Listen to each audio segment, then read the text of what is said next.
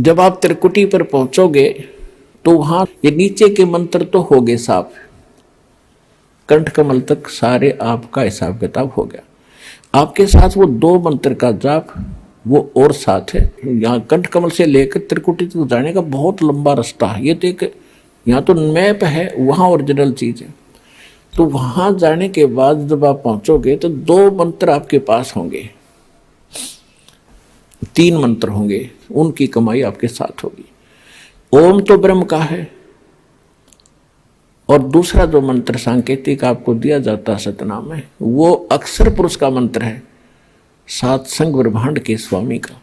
अभी तक हमारे को 10वां द्वार का ही ढोल पीटा गया ऋषि व ऋषियों के द्वारा। और एक जम्मू के अंदर मधु परमहंस को आवे, कबीर पंथी को और कह का पता नहीं इसने, और वो कबीर साहब की किता अधूरी सी बाणी पढ़ ली, 11वीं खिड़की एकादश, और वो छाती कुट्या करता ने कहा था मेरे जैसा किसी के पास ज्ञान नहीं, इस ब्रह्मांड में जो वस्तु है मेरे पास नहीं। और 11वां द्वार पा गया, 11वां द्वार इसे किसी ने बताया नहीं। कमाल के आदमी है। ये तो कबीर सागर में लिखा है, आपने पढ़ लिया तो कला टूट गया। भक्ति आपके पास नहीं, ज्ञान तुम्हारे पास नहीं, जबकि कबीर साहब ने तो 12वां द्वार बताया है, 11वां नहीं है।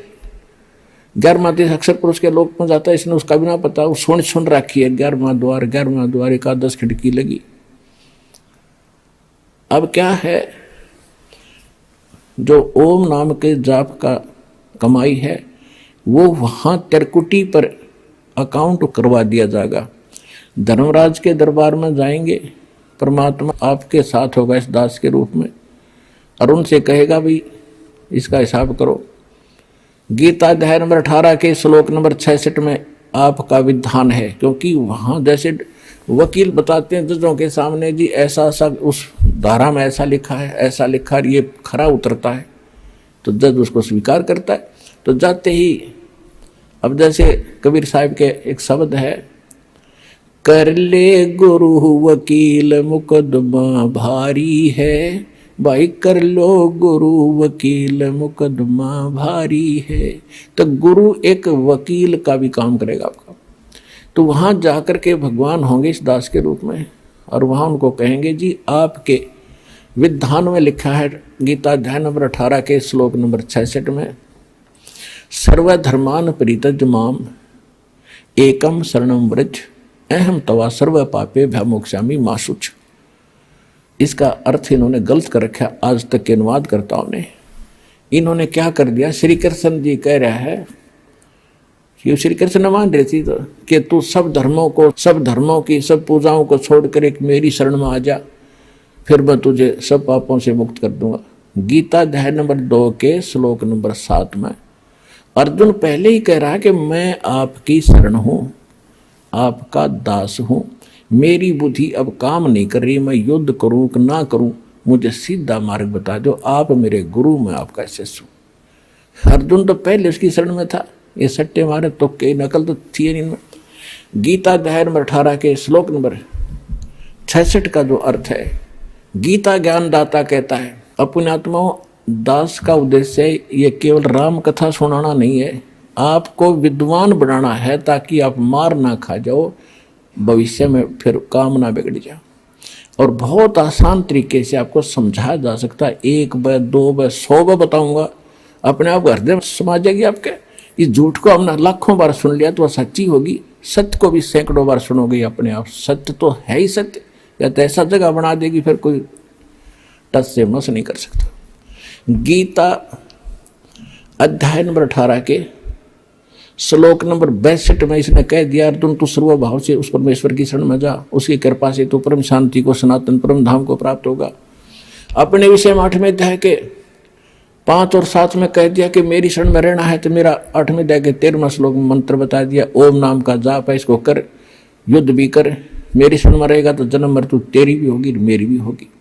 अब ये 18वां अध्याय लास्ट अध्याय है, लास्ट ये मंत्र चल रहे हैं, अंतिम मंत्र अंतिम अध्याय गीता अध्याय नंबर 18 के श्लोक नंबर 62 में उसने कहा। अब 63 में वो कहता है कि अर्जुन ईब तू सोच विचार कर ले, जो मैंने गुप्त से गुप्त ज्ञान आज तक किसी को नहीं बताया वो तेरे को बता दिया। ये गीता का जो ज्ञान है ये अति रहस्य युक्त था, यो आज मैंने तेरे को बताया था, कभी पहले बताया था सूर्य को, और आज मैं तुझे बता रहा हूं। सूर्य ये आग का गोला नहीं, एक देव है अलग से, जैसे बिजली महकमे का बिजली का अफसर होते हैं, मंत्री होते हैं। तो कहता है ये गुप्त से गुप्त ज्ञान मैंने तुझे बता दिया, अब तूने जैसा अच्छा लगे वैसा कर ले।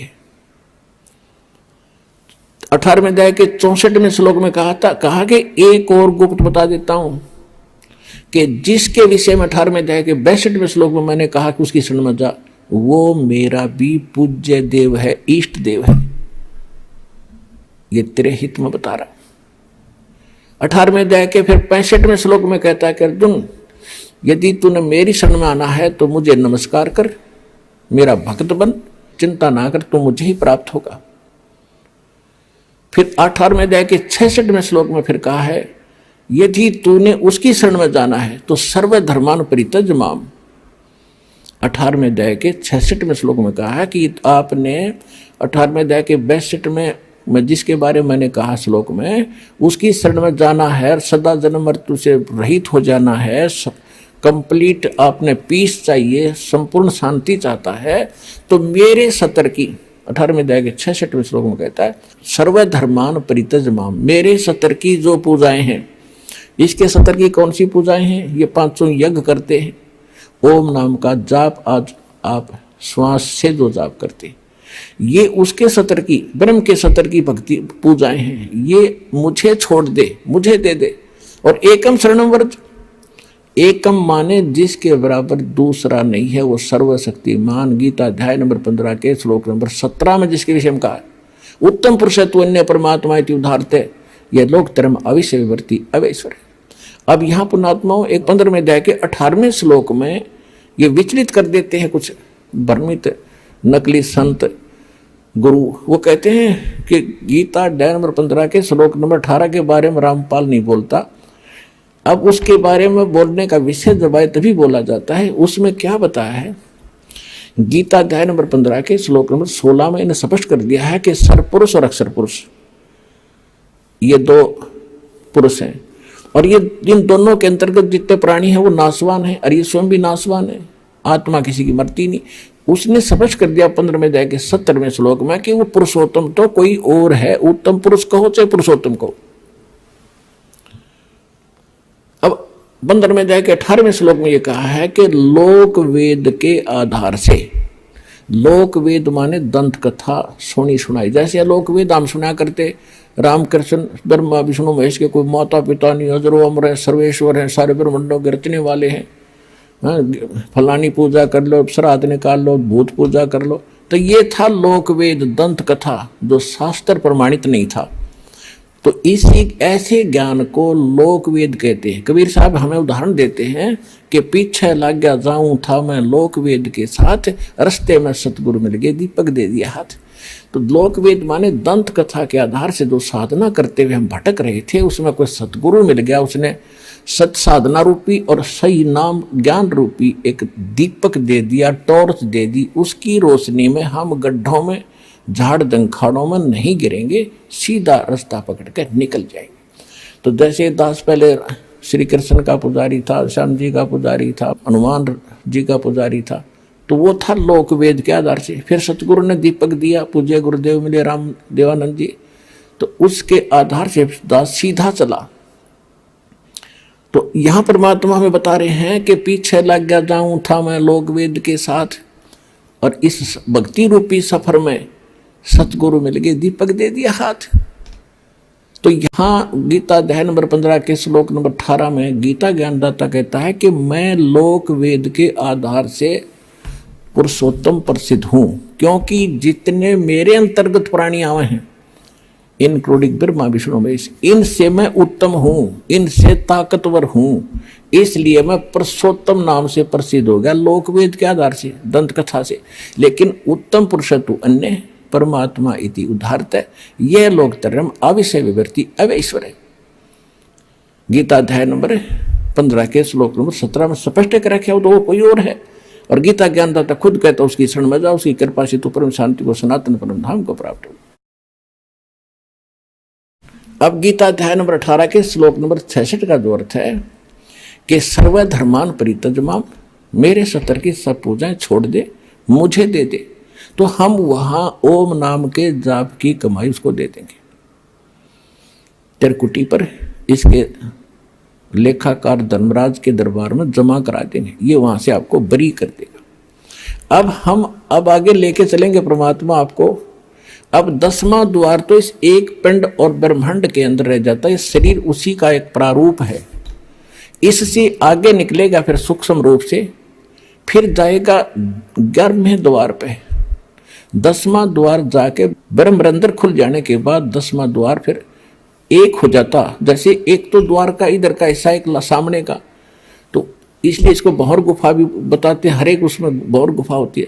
तो इसका लास्ट आखिरी एंड जो 10वें द्वार का जाके समाप्त होगा 11वें द्वार, आगे जाके 11वां द्वार पाओगा, जहां इस अक्षर पुरुष के लोक में प्रवेश करेंगे। वो 11वां द्वार है। 21 ब्रह्मांड एक पूरा पैक्ड है, 7 संग ब्रह्मांड अलग से पैक्ड है, तो उनके बीच में एक ही द्वार है और सामने वाले में भी एक ही द्वार है।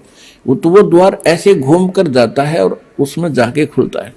तो 11वां द्वार जो है सरपुरुष के 21 ब्रह्मांड पार करके से निकलेंगे और उसमें प्रवेश करेंगे अक्षर पुरुष वाले, वो 11वां द्वार है।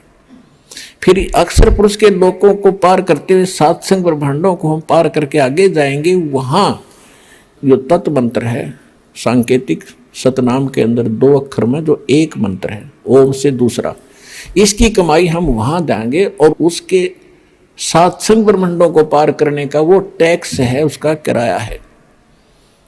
अब हमारे पास रह जाएगा सत्य सार नाम की कमाई, उसको लेकर हम फिर 11वां द्वार पार करके 12वें द्वार को पार करेंगे, वो सतलोक में प्रवेश करावेगा और ये सत्य नाम सार नाम की कमाई हमारे साथ वहां जाएगी। ऐसे हम मोक्ष प्राप्ति करेंगे और नीचे से लेकर ऊपर तक आपको गुरु की आवश्यकता पड़ेगी। तो यहाँ कहते हैं गुरु बिन माला फेरते, गुरु बिन देते दान, गुरु बिन दोनों निष्फल हैं चाहे पूछो वेद पुराण। कबीर हरि जय रूठ जा, गुरु की शरण में जावे, कहे कबीर गुरु रूठ गे तो हर ना करे सहाय।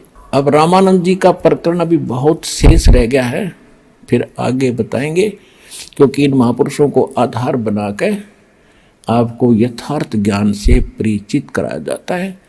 ये सत्संग का उद्देश्य होता है कि उसमें सत्य ज्ञान ही बताया जाए।